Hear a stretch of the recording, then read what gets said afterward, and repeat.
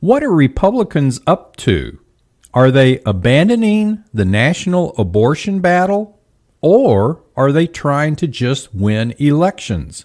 Stay tuned for our analysis and why we think the answer is yes. Welcome to the Chaplain's Corner After Hours, a place to discuss world events which impact our Christian walk and our spiritual journey, and where sometimes these discussions have sharp edges. Hello, and welcome to this episode of the Chaplain's Corner After Hours. I'm your host, Chaplain Warren, and we have some great stories today, so let's go ahead and jump into the lead one.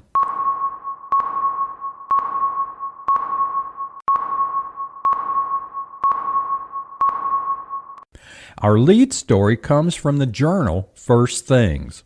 First Things is an influential journal about contemporary religious issues, and a link to their website will appear in our show notes. According to a First Things editorial published this month, President Donald Trump has weakened the Republican position against abortion. During his first term in office, Trump described himself as the most pro-life president in history and attacked partial birth abortion in his 2016 presidential campaign debates against Hillary Clinton. Now, however, Trump has repeatedly labeled as too harsh bills banning abortion after 6 weeks of pregnancy. Trump advisor Kellyanne Conway recently defended Trump's position on abortion by attempting to marginalize those who want to protect conceived babies still in embryo. Trump sided with Arizona's pro-abortion Democrat governor against the pro-life movement to enact a 15-week abortion bill in Arizona instead of its previous total ban on abortion. Former Vice President Mike Pence, the traitor, penned an opinion piece describing President Trump as having betrayed the pro-life movement. Well, that's a subject he should know a lot about, betrayal. Pro-life Christians must aggressively protect life from conception to natural death, and not just from a politically expedient time of gestation. So what are we, the voters, pro-life voters, to make of all this? We'll discuss this in great detail in our editorial segment, so please stay tuned to that one. And now let's look on the Chaplain's radar screen to see what other stories we have on the screen this week. Story number 2. A statue of the late great evangelist Billy Graham will be unveiled at the U.S. Capitol this week. Each state in the Union is allowed to erect 2 statues of local heroes in the Capitol. North Carolina lawmakers voted in 2015 to make him one of their state's 2 statues in D.C. So here's a question for listeners. I wonder how many of us even knew about this 2-statue rule. Graham's statue is 7 feet tall and depicts him pointing to an open Bible and has John 14:6 and John 3:16 inscribed in it. These are 2 verses that most Christians are very familiar with. Graham died in 2018 at age 99 and served as an evangelist for nearly 60 years, preaching the gospel to more than, get this, 215 million people in some 185 countries around the world. Wow. Okay, story number 3. And here we have a good news story, even though the story itself is not quite finished yet. A legal showdown regarding gender transitioning for minors may be en route to the U.S. Supreme Court, according to Catholic World Report. In 2023, The Idaho legislature and governor enacted the Vulnerable Child Protection Act, a ban on gender transition surgery for minors, which was challenged in court within days of passage. Well, of course. The legislation made Idaho the second state to attach criminal penalties to mutilating children in the name of curing gender dysphoria. The federal district court enjoined the law, which means to suspend it in effect. In other words, they put a stop to it and prevented it from having any authority, essentially rendering it null and void. The state of Idaho appealed to the Ninth Circuit Court of Appeals, which is, of course, notorious for its intentionally anti-Christian and pro-Marxist rulings. Unsurprisingly, the Ninth Circuit agreed with the lower court to enjoin the law. The U.S. Supreme Court agreed to take up the case and issued restrictions on courts from enjoining such laws in the future. The key issue for the Supreme Court at the moment is the role of courts in rendering null and void the laws crafted by democratically elected legislators and governors. Yes, the so-called activist courts. Unfortunately, whether or not the law is going to have an effect on the person who sued the state of Idaho in the first place is still in question. And now for an absolutely good news story, no holds barred. Story number 4 on the radar screen. Hard work and persistence are, yes, still virtuous behaviors in America. Breitbart reported on May 9th that 2 New Orleans teenage students used trigonometry to prove the Pythagorean theorem, a feat which was believed to be impossible for the past 2,000 years. Now, for the mathematically challenged, Pythagorean's theorem states that in a right-angled triangle, that is a triangle that has one 90-degree angle in it, the sum of the squares on the side measurements of the triangle are equal to the square of the hypotenuse. That's the long side of the triangle. The only other person to have made this proof was a professor who achieved it in 2009. The students attend an all-girls, predominantly black, Catholic high school in New Orleans. They took on the challenge as part of a contest sponsored by their math teacher with a $500 cash prize as their reward. The students' parents said that they used their free time to work on the theorem, and it took many, many attempts, which resulted in lots and lots of crumpled up paper. Oh, one can only imagine. Well, hey, bravo for these kids. It's a nice change of pace. Plus, it's a very valuable life lesson for them about hard work and about persistence. So that's it for the stories on our radar screen. Before we head over to the editorial segment, we have this message from our sponsor. Are you a successful business owner looking to improve profitability? Antimo Pricing Management has led business owners to greater profitability for over 20 years by focusing on custom pricing strategies that put more money on your bottom line. Click our link in the show notes to see how we can help you have a more profitable future. And now for our editorial segment, let's head down into the Chaplain's secret secure bunker, hidden deep below the rolling hills of northwest Alabama.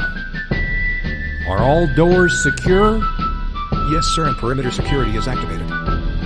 Okay, and make sure Eddie the guard dog is up and alert for this segment. We might need him. Well, hello, and welcome to this editorial segment. As we reported in our lead story, many longtime warriors in the pro-life movement are shaking their heads in trying to understand the rapidly shifting political landscape under their feet. And they're feeling a little more than betrayed, I think, by the Republican Party, and are asking themselves if maybe they can continue to support the Republican Party. I think it should be obvious that overturning Roe v. Wade was the correct thing for the Supreme Court to do in its Dobbs decision. After all, there is certainly, absolutely, no God-given right to abortion of all things. And as such, abortion should not be enshrined as a right within the federal Constitution. It is an issue that has now been correctly returned to the states. And so the pro-life movement now has to discern how to fight the pro-life battle under these new and very challenging conditions. In a sense, they're facing the same situation that military leaders face trying to fight modern warfare using World War II battle tactics. The things that worked in that old war don't work in the new war.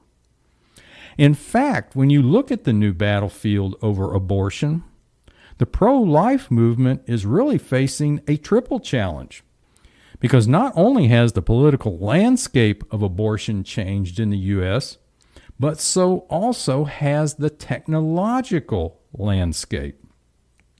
In the U.S., the majority of abortions are now chemically induced, typically using drugs prescribed in a telemedicine doctor visit and then received in the mail, with the actual abortion taking place in the home with no medical supervision. So you can't use the old activist tactics of protesting outside somebody's house like you did at abortion clinics, even if you knew they were performing their own abortion there. The third factor of change is that the U.S. government, the UN, and the World Health Organization have kind of formed a formal or informal messaging juggernaut to label abortions as, just simple procedures that are critically important for women's health needs. The political landscape is also a treacherous one because the progressive left has successfully relabeled abortion as reproductive freedom, which is about as ironic a label as Planned Parenthood. It's also an uncomfortable landscape for the old line pro-life guard, because they're going to have to play nice with the Republicans, who've been very quick to adapt to the new political landscape. After all, that's what politicians do. Also, the old guard pro-life folks are learning that the progressive left have an aggressive take-no-prisoners campaign in place to flip even red states to become pro-choice states. Look at Ohio, which in 2023 adopted a pro-abortion constitutional amendment by citizen initiative, after the legislature in 2019, following the Dobbs decision, passed a near-total ban on all abortions. That citizen vote was 57% yes for abortions, 43% no. And this was red state Ohio that in the 2020 presidential election gave 53% of the vote to Trump versus 45% to Biden. And finally, the old pro-life leadership is seeing that the Biden administration is perfectly willing to use the 1994 FACE Act, that's Freedom of Access to Clinical Entrances Act, to aggressively prosecute and imprison even the most tangential actions of pro-life volunteers who, in the estimation of the DOJ, violate the act. For example, recent prosecutions have resulted in 10-year federal prison sentences for some volunteer activists. Now, I know I've taken a lot of airtime here to lay out the dynamics of the abortion battle, but I think it's important to know the lay of the land if we want to effectively shine the light of the gospel of Christ over those caught up in this very serious battle for souls. Given these grim realities of political sea changes, technological changes, and a global pro-abortion marketing campaign, how might the pro-life supporters address the future of the pro-life movement? Well, maybe the first step toward looking at the future is to look backwards and admit that fundamentally the abortion battle has not been a political battle, but rather a moral ethical battle. There are over 100 verses of Scripture in the Bible dealing with the breadth and scope of God's concern for the sanctity of life, particularly innocent life. In Mark chapter 9, verse 42, Jesus says, And whosoever shall offend one of these little ones that believe in me, it is better for him that a millstone were hanged about his neck and he were cast into the sea. This reference to the little ones or children can interpretively be taken back to the moment of conception in the womb, when we believe life begins and ensoulment happens. We know from experience that moral and ethical problems which emerge out of human behavior and human brokenness are notoriously resistant to political or legalistic solutions. I mean, just look at the prohibition efforts in the 1920s. Not only was prohibition a complete and total failure in behavior modification terms, but the political efforts to enforce prohibition saddled us permanently with the terribly broken and unconstitutional bureaucratic institutions of the FBI and the ATF. In more modern times, the failed war on drugs has led to similar outcomes. And now today we see a weaponized Department of Justice taking the same police state approach to pro-life activists. So what is the moral ethical issue we're dealing with, and how do we bring about positive change to the issue? Well, the primary issue, in a nutshell, is a lack of regard for the sanctity of life. And what exactly does that look like in real circumstances? Well, consider a fictitious example here. Let's pick out somebody in their mid-20s. It could be a male or female, but for the sake of this example, let's make it a female. This mid-20s female is physically mature, by and large intellectually mature, and now has all the required attributes, including education, to look forward to the rest of her life and see great and wonderful and unlimited potentialities. In the moment of all those great realizations, another person comes up to murder that young female. And we can imagine that in the last split second of her life, that she's horrified that all of this is being lost or taken away from her. After her murder, her friends, co-workers, and family huddle together in shocked horror at her loss and their loss. Someone they intimately knew of such unlimited potential is now suddenly no more. Inwardly, they rage that this is not fair. And of course, it isn't. It's absolutely tragic. Now, let's consider another example. This exact same young woman, with all the same dreams and aspirations, is informed one day that she's pregnant. She's shocked to her core. Everything the world has taught her is that this is a disaster because the pregnancy has the potential to change or destroy all those dreams and aspirations which lead to success, as the world defines success. And so, in her mind, the only logical and rational course is to terminate the pregnancy. Stop the evolving work of the clump of cells inside her so that she can continue along the path of realizing all her dreams. At this stressful time, she probably does not for one moment think of the dreams, aspirations, or potentiality of the life that is growing inside of her, because the world has taught her it is not a life. Rather, it's a hindrance to her life.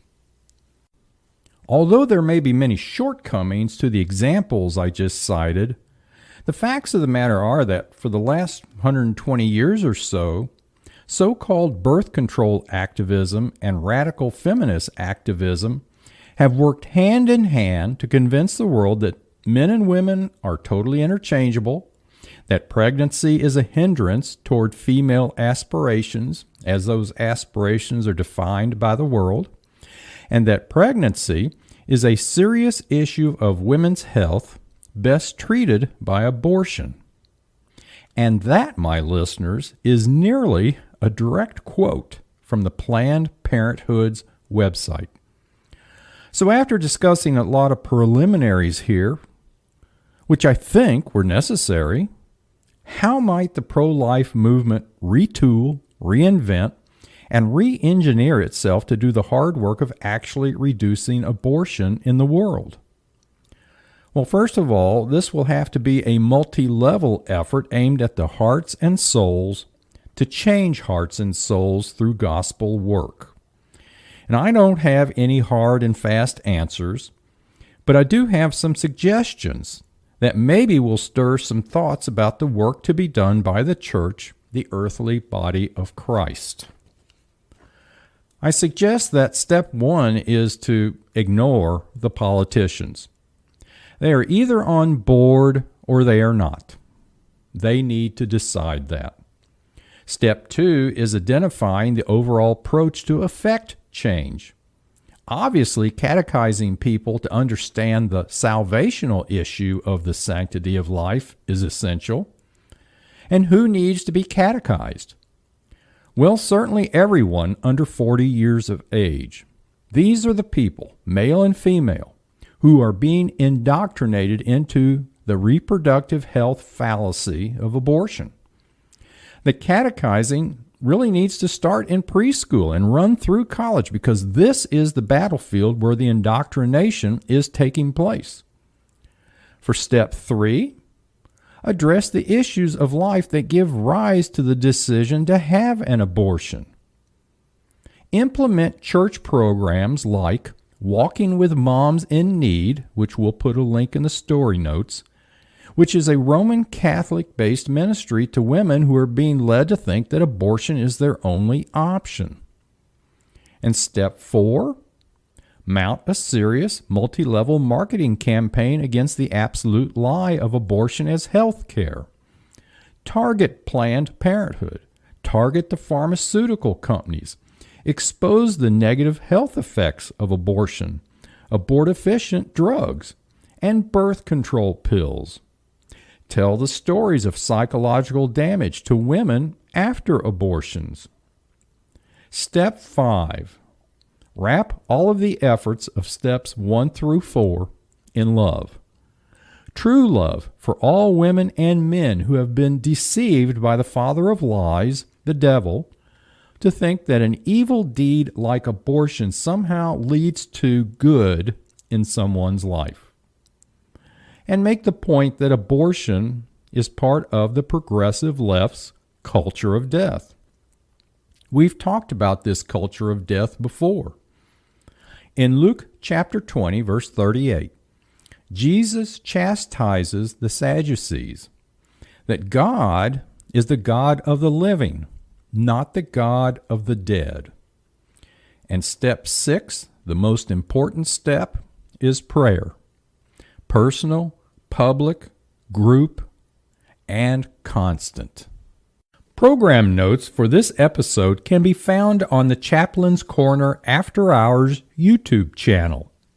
You can leave your comments on the Chaplain's Corner After Hours YouTube channel, Facebook, Rumble, or on X, formerly Twitter. Until next time, just remember, God's in charge, and we know how the story ends.